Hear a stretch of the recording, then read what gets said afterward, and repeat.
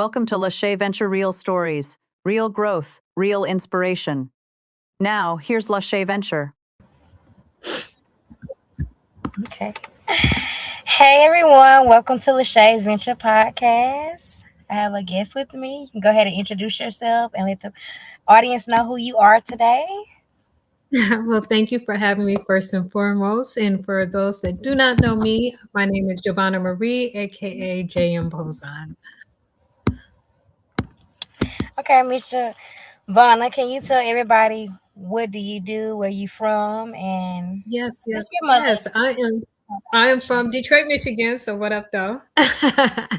And I am a author, actress, screenwriter, and recently I just made my directorial debut. Okay, I heard of Detroit in the house. She said, "What up, though?" Yeah, I know I'm from Houston, so it's a new lingo for me. But can you tell us about the upcoming projects you have going on right now? Yes, absolutely. So, I have the Dark Side of Beautiful is my current one. That's the one I wrote, directed, and that one is now streaming on Tubi and Amazon Prime. And I'm just getting ready to do pre-production for my second film called The Blue Line, which cameras go up on that one at the end of April. So this will be my second time directing, producing, and I'm so excited. So I'm really excited about that one. And then I Okay, also, I almost forgot, April of Deceptions, April 21st. That one should be on Tubi and Prime as well. okay. Can you give us a little background of you? Like, how did you get here? Like, how did you start this? How did you become where you are now? Um, Actually, I started off as an author. I actually wrote my first book in 2015, it was a romance novel, kind of 50 Shades of Grayish. And it was a trilogy. So I did a series called Setting Fire to the Darkness. And it was just about like this hitman falling in love with the daughter of one of his marks. And so from there, it kind of gained me a little bit of notoriety in the literary world. Since then, I have published 9 books. I have books in Barnes and Noble and Walmart, and all of my books can be found on Amazon. And then from that, I kind of moved into screenwriting. So I was like, you know what? I feel like the way that I write books and I write my characters anyway, I would kind of act out the dialogue to make sure that it sounded right. So I was like, well, I'm kind of doing the acting thing anyway. So I took a couple classes, and the rest is history. Okay.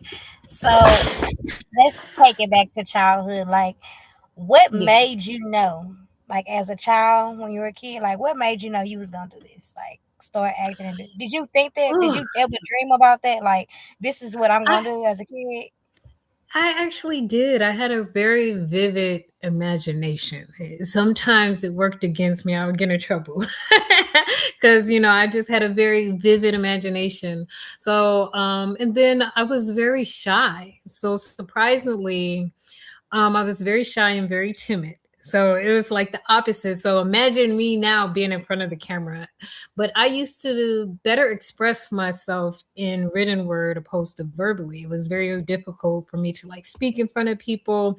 But I found that it was a lot easier if I wasn't myself and I was other characters. That it would be easier to have like this persona or this, false confidence where I could, if I'm somebody else, then I'm not me.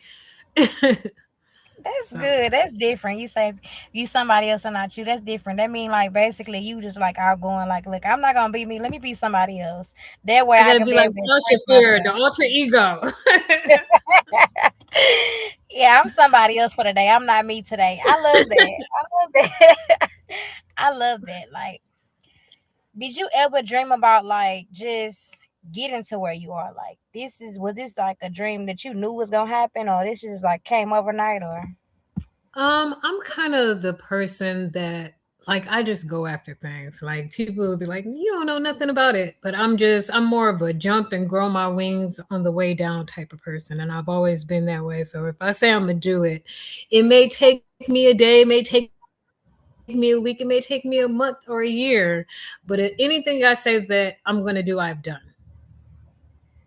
Go So get her. That's yeah. yeah, go get her. That's what's up, especially being a woman, an African American woman. Yeah.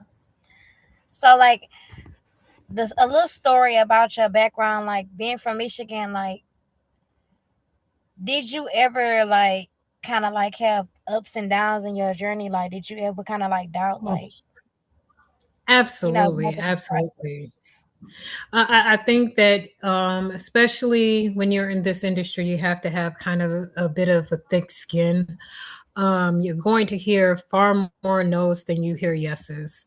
And so you kind of almost have to be delusional in the fact that you're going to continue to do this journey, because you're going to get all these reasons why you shouldn't. You're going to get all these people and not naysayers and non-believers.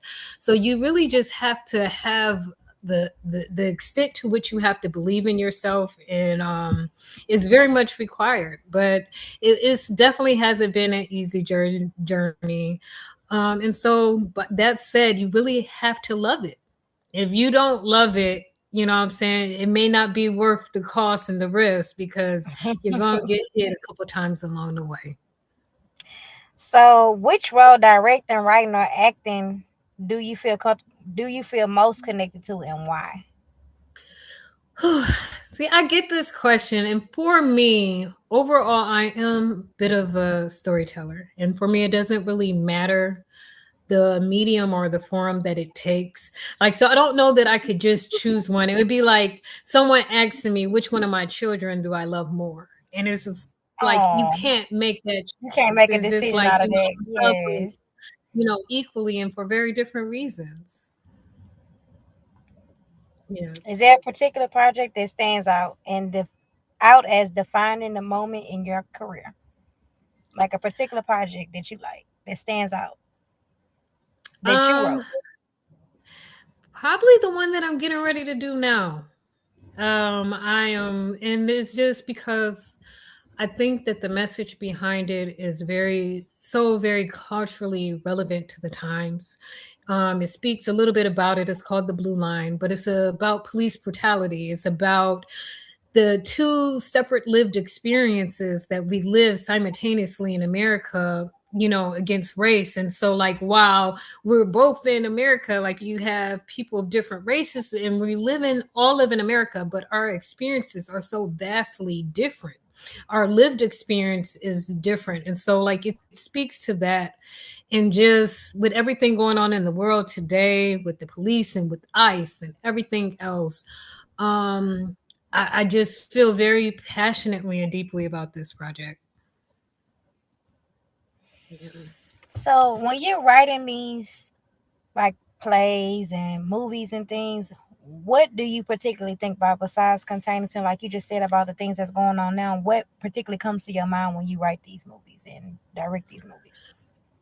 Well, I can take inspiration from almost anything. I could watch somebody walking down the street. When you are a writer, you are a observer. So you're an observer of life. Like, it's not only your own lived experiences that go into these movies, it's the things that you witness outwardly. So it could be a couple in a park arguing. It could be you're picking up on characters. So, like, when I'm looking at people and they pass me by, I do a lot of people watching, because I'm looking at, oh, this will make an interesting next character. This individual right here, the way that they speak, their cadence, you know, their mannerisms, the way they carry themselves. So I think I draw inspiration just about everything. So I could think about something, or I could see something, and it just click a little spark, like, okay, let me go on a ball, and it creates, like, a whole Character. story plot Yeah, from that. it makes it stand out. It makes it Yeah. stand out. Oh, that's different. That's pretty cool. That's pretty cool. Like, so you would just see somebody like walking down the street and see something happen, and you be like, okay, yeah, that'll be interesting to stand out in the movie. Like if you see Or people, yeah, when I see people, I wonder, like, well, what is their life like? Like, I wonder, what type of life do they live? And then, like, I'll give myself a couple scenarios. Like, I'll give one, oh, they're rich in this, and this is their life. Or then I'll flip it completely and be like, no, they're pretending to be rich, but they're really this. You know what I'm saying? So it makes it layered, because in real life, you can't look at anybody. So they can have a number, it's all these alternate versions of reality of what they could be and what their story could be. So, yeah. Do your personal experiences influence your storylines sometimes? Like things that you be going through in Absolutely. life? Absolutely. Absolutely. Absolutely. I think that as an actor, as any actor knows, it is not about trying to pretend or trying to act. If you have to act as an actor, you're a horrible actor. It's about real emotional, yeah, it's about real emotional experiences played out realistically. But the feelings and the emotions you feel have to be real. And as an actor, when we have those emotions, to draw up those emotions, we have to pull from real experiences in our life to even get us to a place within ourselves to feel certain things. So it's truth telling. I think that to be an actor, you have to be truthful with yourself. It's a level of vulnerability that you must possess, to like you're putting yourself in front of the whole world to be judged, but you have to connect on a deeper level. And I think that is probably one of the most truthful things that you can do as a human being. Yeah, that sounds about right. You just acting the character out, like you have, and a lot, like you said, a lot of times the way the world is now, it's a lot going on. So you can act those emotions Yeah. out. Like you don't have to. Really, you're not Yes. acting. You're really showing how you feel. You just putting it into character. That's Yes. all. So that's realistic. Yes. I like that. I like that. What message or emotion do you aim to convey through your writing? Like, what do you aim for? Mm, I don't think that it's one particular emotion, but more so truth. Like anybody that knows me knows that I'm big on emotional alchemy. Like that is my thing. Like you taking your emotions and therefore you're transmuting it into something else. And so like I take my life experiences, everything, like if it was painful, if it was chaos, and it's like beauty from chaos. So anything that I experience, whether it be heartbreak or trauma, I put it into my writing and I make something from it that maybe others can connect with. Maybe others can feel like, hey, I'm not alone in this. That sounds about right. And it's really good because that means they can relate to it. Anytime that you can relate to Yes. something, people want to watch it more. Like they want to get into it Mm-hmm. more. Like, okay, I can relate to this character, this person going through this. I always say that when I watch movies, like, okay, I can relate to it. Like I like love movies and drama. Like I can relate Yeah. to that. So I like to watch things Yes. like that 'cause I can relate to it. So it makes sense being that. What has been your Yes. most significant obstacle you have overcame in your career? Um, for me, honestly, in the beginning, it was almost feeling like the you ever heard the saying imposter syndrome? Like feeling like walking into the room and you like feeling like you don't belong, like I don't know, like this might not be for me. And so it was getting over my own mental limitations, like the obstacles that I mentally put up for myself, like, well, I don't know, maybe I can't do this. And more so as the way that I look at it now is that if God has placed the desire in your heart for you to do it, then it's already evidence that it was meant for you to do. And so now I walk into rooms and know I belong, and I'm not seeking the validation to tell me whether or not I belong. So I think that was like one of the biggest hurdles for me, is just knowing that, hey, sometimes you're not going to get the validation. Sometimes other people aren't going to tell you. It's got to be something that you work on knowing within yourself, and it has to be indisputable. That sounds about right because you do. And sometimes we place our stuff where like we don't feel like we worthy of it. But like you said, you just start walking into the room and know, look, hey, I'm gonna do this. This is meant for me. I'm here for a reason. It's Yeah. divine connections that come to you. So that's great. That's great. Hmm. Yes. What Yeah. I'm no habits or longer afraid to take up space. Oh, sorry. you okay? What habits or disciplines have helped you remain consistent in your work? Hmm. So I have a little bit of a process because I feel like I have ADHD. So sometimes it could be a superpower, but I feel like my mind like just goes full throttle at one thing, and then I jump. It's like a train that jumps tracks, and then I have to force myself back onto track. So my process that has really helped me is like if I'm sitting down and writing, I know that if I do it too long, that I'm just going to lose focus completely. So like I'll do timed where I'm like, okay, I'm going to write for 30 minutes. Then I'm going to take a break and I'll put a timer so that I'm completely locked in within that 30 minutes. And then I'll take a break and then I'll come back to it. And I kind of have to do that because my ADHD girl, I'll be scrolling and I'll just All be over on the something. place. Yes. Yeah, so Yeah. I I do. definitely learned to do that. And then another really big one for me um, is doing something because there's going to be days where you just do not feel like doing anything at all. But I make it a point that if I even open up the computer and write one line, I did something. Even if it's one line, but I make it a point that I have to do something towards my goal every single day, no matter how big, no small or small, I have to do something. And like the psychology behind that is if you're building a wall, if you do a brick a day, eventually the walls won't get built. So yeah, That's a great theory. Like if you build a wall, you gotta do something. That's a great theory. Like keep your mind consistent and stay on it. Like, all right, look, I'm doing like you said, yeah, 30 minutes. Basically give yourself a pace. Like you giving yes, yourself time to do, okay, I gotta do this time, this a certain time, this time a certain time. Especially if you have like other things going on. So yeah, yeah, that's yes. a great theory. What does success mean to you at this stage in your life and your career?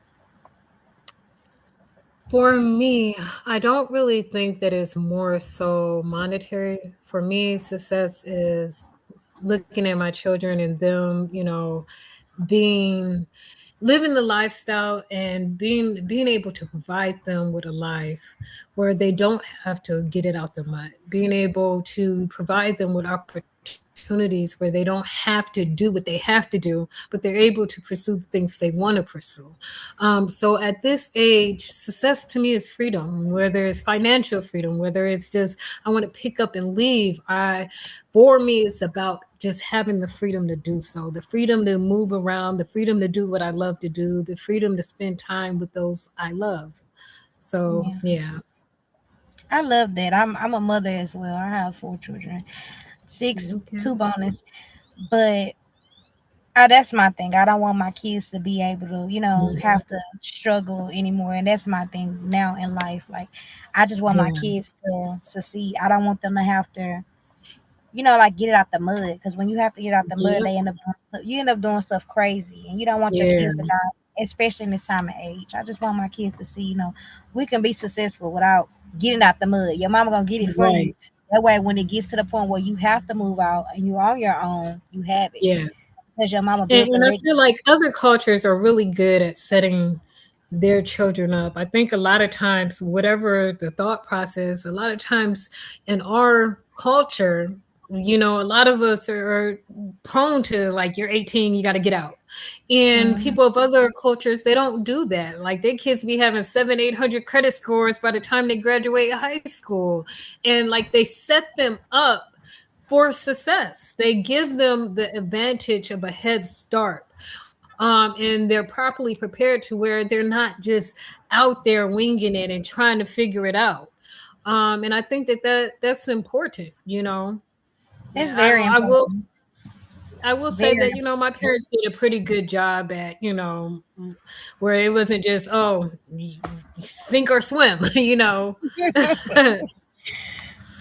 Yeah, that's very that is good because a lot, like you said, a lot of them by the time they get out of high school, they got a 401k, they got everything Yes. built up for them. Right. I Hmm. think we just don't think a lot of us in our race don't think like that. But you have to build Yeah. a legacy. I'm learning it now as I get older. Like it's best to leave a legacy for your children.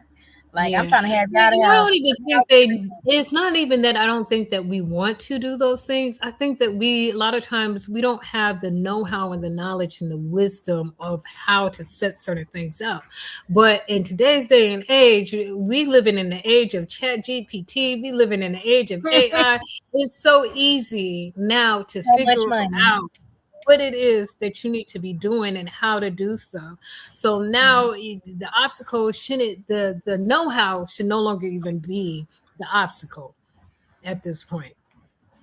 Yeah, because it is everything is turned into computer and electronics. So everything Yeah. is basically telling you, okay, this is what I like to do. Like you said, Chat GPT, everything is typing up everything. It's telling you what to do. Like Yeah. these kids, it's different. You don't want like you don't Very much. want to very different because technology is like out there. Like it give you the answer for everything. It don't be always be the right Right. answer. But it's just there. It's out there. It's not as much as how back in the day it didn't have all this technology. You ain't have all Yeah. this. Like it's given to you. Mhm. It's freedom. Like it's really given to you. It's just a Yeah. given way to sit on a computer and sit at home just on the computer all day long making money, Yeah. content. Like you make money Mhm. like that. Like you didn't have that back in the day At all. Yeah. at all. Technology has grown for real.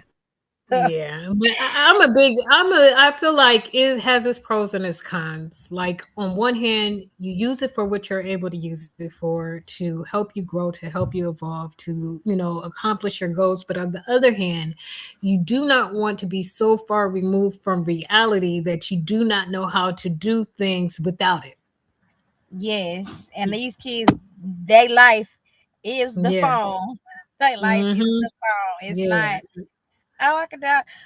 Some of them don't even go outside no more. They hit the computer. Right. And then it's like, oh, you got to do this manual? Like, how would I ever do this? Like, what? What do you mean? We So didn't even we're have that. Like, losing. I gotta go outside. Go Yeah, outside. yeah, we're Live. losing so much. Like we're gaining so much on one hand, but then we're losing things. Like I'm starting to notice like how we're actually losing. Like kids don't even know how to write in cursive anymore. Yeah. We're actively losing things and it's kind of slipping away to the point that if the power went out tomorrow, You who wouldn't know how would to you know do how it. to do anything? Mm-hmm. Without power or electricity and without some kind of manual know-how to do, you know what I'm saying? A lot of it, we're lacking the knowledge that we had before, because before we like, okay, we know how to do this, we can work this. We ain't got lights, but we know how to do this. We got candles. Right. Like, they be like, Yes. people like, what? We ain't got no power. We boil Yes. some water. Like, let's Yes, do yes. it this And old way. I'm really big. Like, so I'm into outdoor survival stuff. So, like, I got like a whole urban survival gear and urban survival guide where I teach, how to live off the grid type, especially it's more aimed at like single mothers. But yeah, I tell my kids, look, you better know how to start a fire with a battery and a gun wrapper.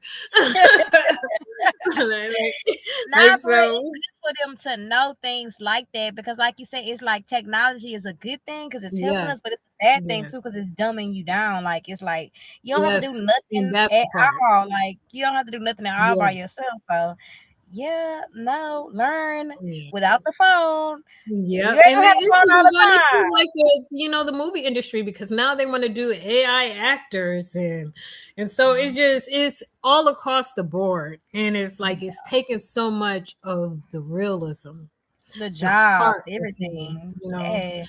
Yeah, so it's a double-edged sword. How is it important to use your platform to inspire others? Oh, so anybody that knows me know that I am really, really big on women empowerment. I believe in lifting up other women, and I think that for me, a lot of times, all the way into adulthood, I had a lot of experiences with other women where they were the mean girls. I good and friendship, and it was met with animosity and resentment. And so like I feel like it is so important to spread love. I don't agree with the whole you know thought process of being nasty and mean to other women. I don't. I'm just really big on uplifting us. I'm really big on especially us. I root for all women, but I especially root for us. Um, I want us to succeed. I want us to, because we're beautiful. We are the most compassionate in the world. We're the most compassionate, empathetic people in the world. And we care for so much people, and I think that we do not get the love that we deserve. Out We of don't. all the women of all cultures and all races, No. I feel like the Black woman is the most overlooked, the Yes. most not given what they're deserved, as far as just being Any. appreciated. Yes. Yeah. Being loved and like knowing, like Yes. just appreciate the little things. That it's not. We're not. We're not. Yeah. We are And so overlooked. it's important that we do that for each other. And so I feel like, and I had to get to a point where I began to understand and not to take things personal. And I know why people act certain ways, and it's because they're hurt and they're wounded and they're acting out. Hurt people, and they're projecting whatever it is inside of them internally that is causing them to act in that way. And once I realized that, I just like, I just show love anyway. You be nasty, keep that nasty energy over there though. But it's still, I'm gonna show some love towards you. I'ma still love you. I'm gonna love you from a distance, sis. I'm gonna love you from Right. a distance. Yes. And Yes. sometimes that's how you have to be, like, especially dealing you in the industry where there's a lot going on, but you still have to say, look, I'm gonna love you from a distance, but hey, I can't have the energy over here messing up what I have to do. This is still my Yes. life. This is still Absolutely. my business. This is still, it's nothing personal, but this is my business. I can't have that. Yep. And you got to be that way. It is some people you don't deal with people on the levels that they are, but you recognize the level that they are. And you kind of have to leave them there, because there's people. What I noticed that it was certain individuals that didn't really want to be my friend, that they wanted proximity to me so that they can have access to the things that I had access to. And so Things it's that just are like, I don't really like you, but I'm going to stay as close as possible to you because of the benefits I get just by being around you. yep. And so that was very important for me to realize, but it's also very dangerous. So when you have people like that around you and you thinking, oh, they love me, I just think, hey, they love me. And the whole time they just like, I can't stand her. I can't you stand know, her. it, I it, can't stand it, her, and I'm around her because of the things that she can do for me, the mhm. attachment, the and, benefits she can do for me, not because of her and heart. that's dangerous. Yeah, that's Yes. very And dangerous. that's very dangerous. People will sink your ship with themself on board just to watch you drown as captain. They That's be it. on it with you, and they gonna take the ship down just because they want to see you fail. And Hmm. so, it's very important. Like, I've gotten into the space where I keep my circles small, Small. Yes. extremely Me small. too. And- Very and- small. Like as small as this. Like, yes, yes, I get it. I definitely get it. absolutely. That's me. That's me. I can count on how many friends I have. Literally. Yes, because it's just like, I don't got. I give love to everybody. I show love, and I try to make everybody better that comes encounter with me. Yeah, I'm Hmm. really big on, I want to change your life. I want your meeting with me to be a positive experience that maybe ignites something and inspires you in some way, shape or form. But I want to leave a positive impression on your life. And if I could do that to enough people, that's the thing that I want people to take away from me. That's what I want I can help their you. experience. If I can help Yeah. you get better, I will. Yes. If I can help you, I Absolutely. just want you to know that I'm here to help you. Hmm. You know, I like that. That's a very positive experience, and that's very Yeah. positive. It's just, I'm just not gonna let you take me down, but I'll definitely, as long as I'm not, you know, I'm not gonna let nobody drown me either, though. That's it. It's That's it. very I'm not gonna important to pour know into that you line. and let you drain me.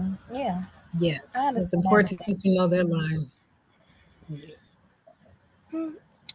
What kind of audience are you looking for next? Like after this movie thing that you just did, what are you looking for Mhm. next? Like, Do you have any more besides those projects that's coming out? That's coming out now. You just told me about. Just the Blue Line, and then I have two books getting ready to come out. The Burning House We Made Home, and I will probably say that one is probably my most interpersonal book that I've ever written.